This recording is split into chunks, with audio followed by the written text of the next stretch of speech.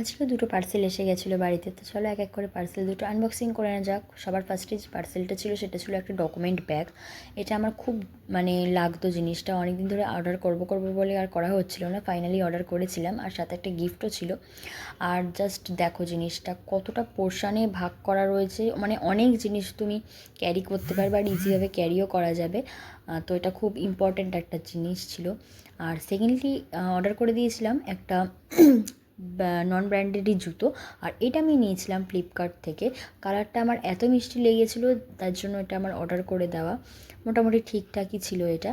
আর বিকালবেলা হঠাৎ করে আমি ভাবলাম একটু সবাই মিলে ঘুরতে বেরিয়ে যাব, এই জন্য বাড়ির সবাই মিলে একসাথে বেরিয়ে পড়েছিলাম ঘুরতে। খুব ভালো লাগছিলো, কিন্তু যেখানে গেছিলাম সেখানে ভিডিও আমার ক্যাপচার করা হয়নি। আর এই যে মোটামুটি সন্ধ্যার আগের মুহূর্তটা হয়ে গেছে, এখন আমরা বাড়ি ব্যাক করছি। তো এক জায়গায় যখন থেমেছিলাম, এই যে আমি আইসক্রিম নিয়ে নিয়েছিলাম, বাড়ির সবাই চা খাচ্ছিলো, আমি তো চা খাবো না তাই আইসক্রিম খাচ্ছিলাম। দেখতে দেখতে মোটামুটি সন্ধে নেমেই গেল। আর তারপর ফাইনালি বাড়িতে এই যে চিকেন নাগেটস নিয়ে এসেছিলাম, খেতে মোটামুটি ছিল, আমার খুব একটা ভালো লাগেনি খেতে যেহেতু ফ্রোজেন ছিল। দেখা হচ্ছে পরের ভিডিওতে। ভিডিওটা ভালো লাগলে লাইক কমেন্ট শেয়ার।